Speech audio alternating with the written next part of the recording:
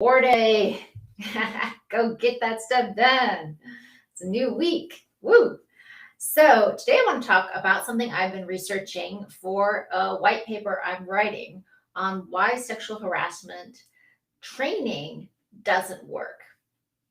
This is a really interesting topic. So, the EEOC, right, which deals with, in America, deals with employment, equality employment complaints, right? So basically deals with like if people feel like they've been discriminated against, sexually harassed, discriminated based on race or other types of things. They can file a complaint, they can file a lawsuit, and it helps them with that process. So they did a big report that came out in, I think it was 2016 or 2017, and it was showing how after 30 years of having corporate training on sexual harassment and all kinds of stuff like that, the numbers actually for the number of sexual harassment claims that they got have remained consistent over all that time period. That's crazy. It's around 30,000 a year. They've maintained a consistent number. And so the report was describing that how it doesn't seem all that sexual harassment training. I mean, if you've ever worked at a big corporation, like I worked at a big law firm, right? Once a year, you had to sit through the videos and click and, whatever it was. And it was basically just this video you had to sit through.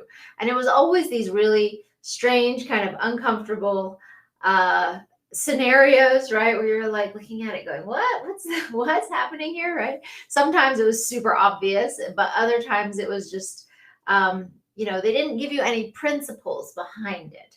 So the study and what other people are saying, people who work in this industry, and they actually work with companies all the time, lawyers who deal with sexual harassment, they're writing about it too. They deal with sexual harassment training and sexual harassment complaints and mitigating those and going into companies and analyzing their policies and their corporate culture and all of this sort of stuff. But a lot of companies have put all these things in place just to protect themselves from liability, but it's not actually doing anything. And it's crazy, right? So what are one of the issues? Well, the sexual harassment policies are written by lawyers. And so, you might have 5 or 10 pages of intense legal language that nobody's ever going to read. And if they do read it, they're not going to understand it. And then on top of that, you have a sexual harassment training. Hi, Spirit of Holy.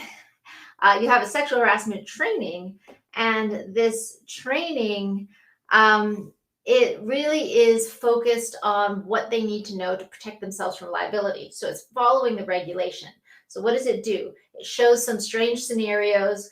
And if it's not made for your industry, maybe it has nothing to do with your industry, then it will go through like the policy of this is what you need to report. Okay. But of course, nobody believes it because the reporting aspect inside a company, when people do want to report something, they're sure that they're going to be retaliated against.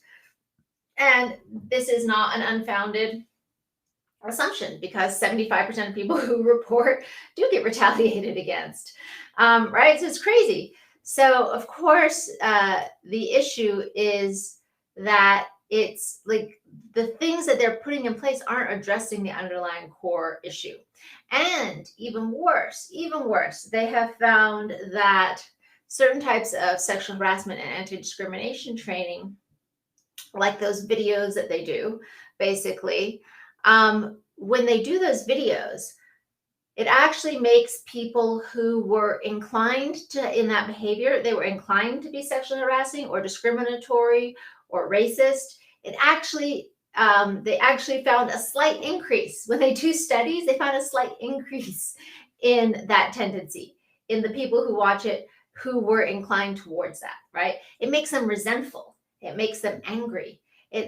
These kinds of things actually, they highlight the differences between people.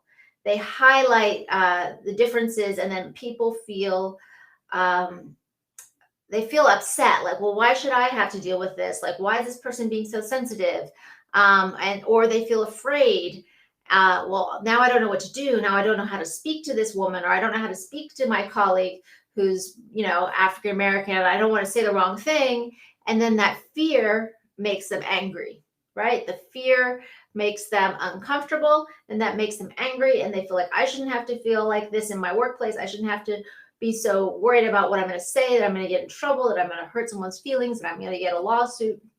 I shouldn't be uncomfortable in my workplace, right?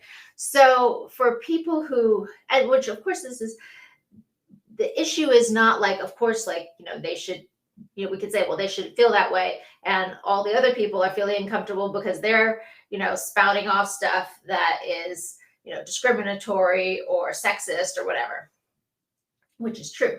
But if we're actually looking to have a solution, we're looking to change things, then the way it's being done isn't helping. That's the problem, right?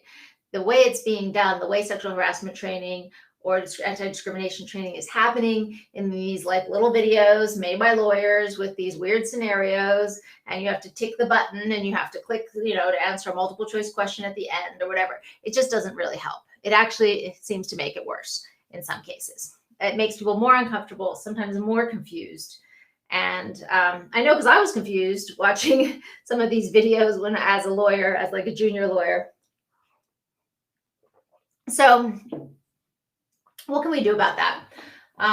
Well, there are actually things that do seem to work.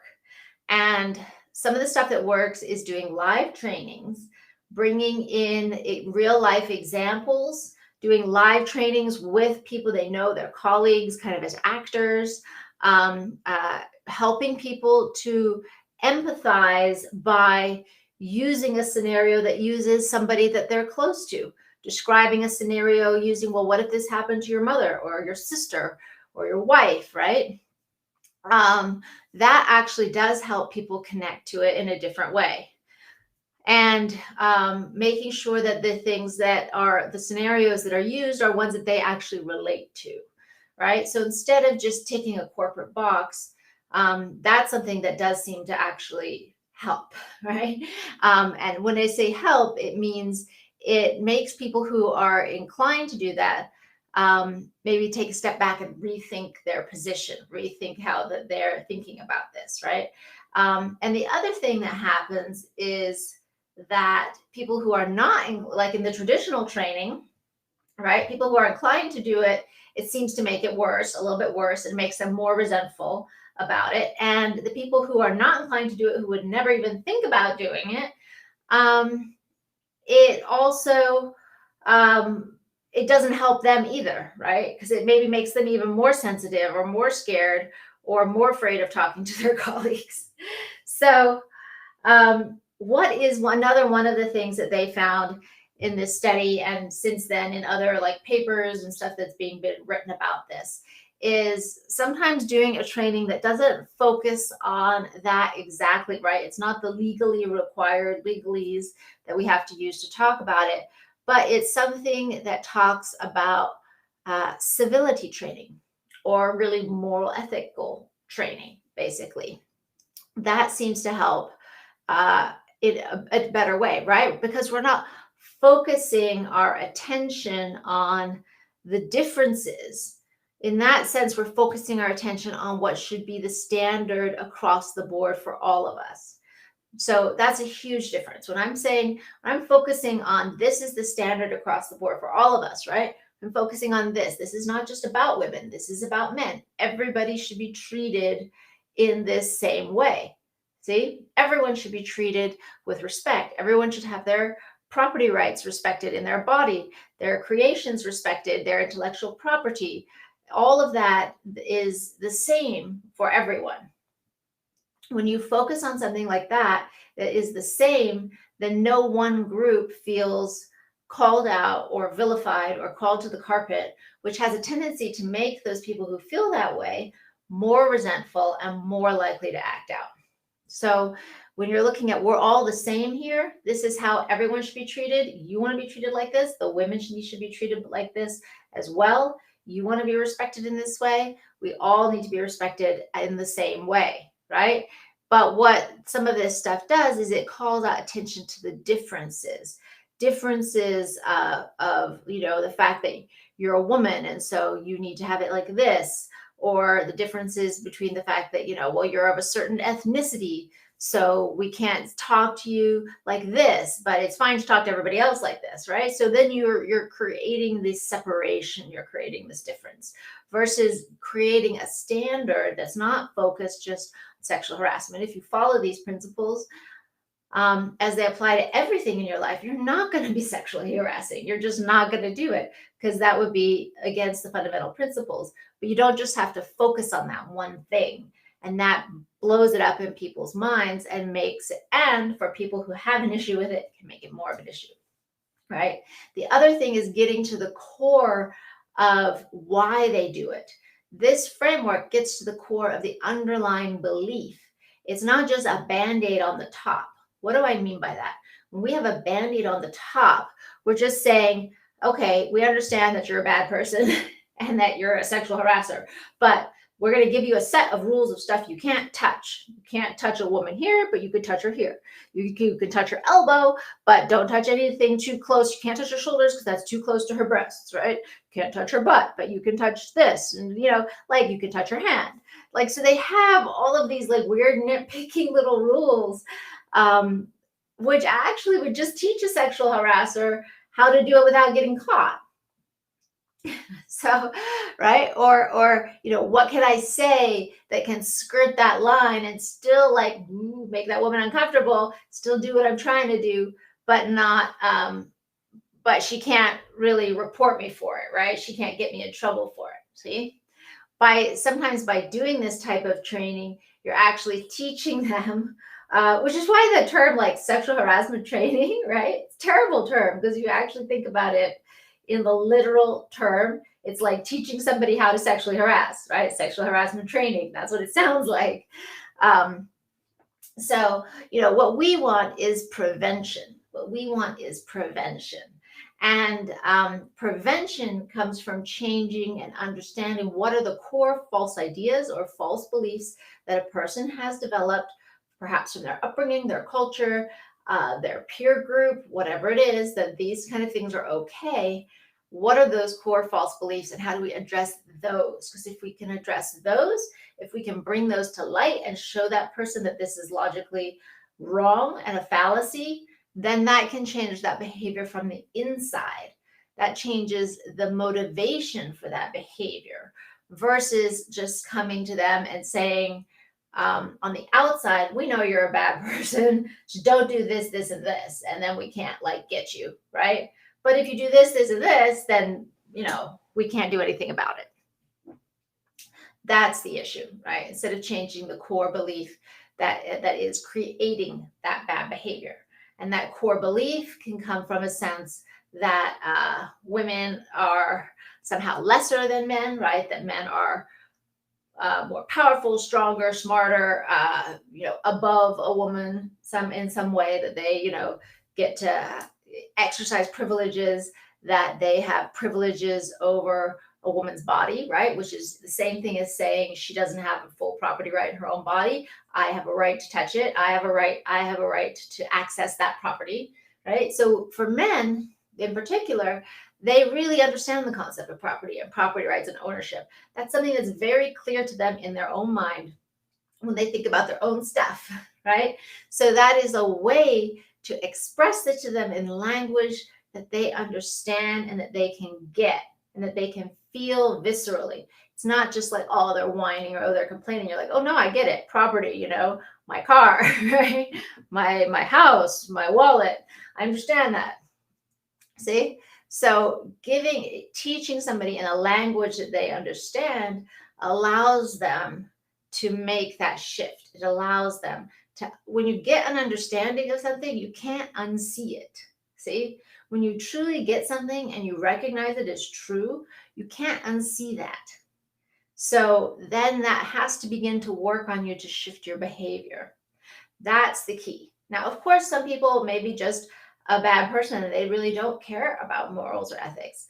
But a lot of people they don't like to think of themselves as a bad person, right? They don't want to be a bad person in their own mind. And they might never consider stealing from somebody. but they don't think it's bad to just grab a woman, right? So you have to understand, how do we really look at and clarify these boundaries in people's minds in such a clear and strong way that they can't unsee it. And then that way, if they make the choice, they know that that choice is clearly wrong. It's not just some annoying HR person trying to put restrictions on them and trying to tell them what to do, right? Because they're just pussyfooting around or whatever, right? That's the kind of attitude these guys have about this type of conversation and topic. So when you break it down in this sense of property rights and then give them a clear understanding of it, they can't blame it on that HR person anymore or those ridiculous policies and regulations. See? Then they have to face that in themselves. They have to face it in themselves. Am I going to breach this boundary that I know this is what it is, and I know why it's there, and I know this is clearly a property right? Then they have to say, am I going to go ahead and violate that, right? Just like they have to say, am I going to go ahead and steal this car, right? To them, it becomes that clear boundary that they know why, and they know why it's there, and they know what the principle is behind it. It's the principle that we want to instill in people. When they get the principle, the behavior will change automatically. That's the key. So that's what I'm talking about, and that's what I'm writing about. And I hope that is an interesting chat for you guys.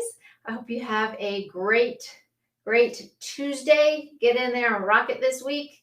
Get all your stuff done. And I'm actually going to be on the road coming up here for quite some time, so I won't have all my cool setup like I do now, but I'll have to think about how to deal with that later. All right. I'll talk to you guys soon. Bye.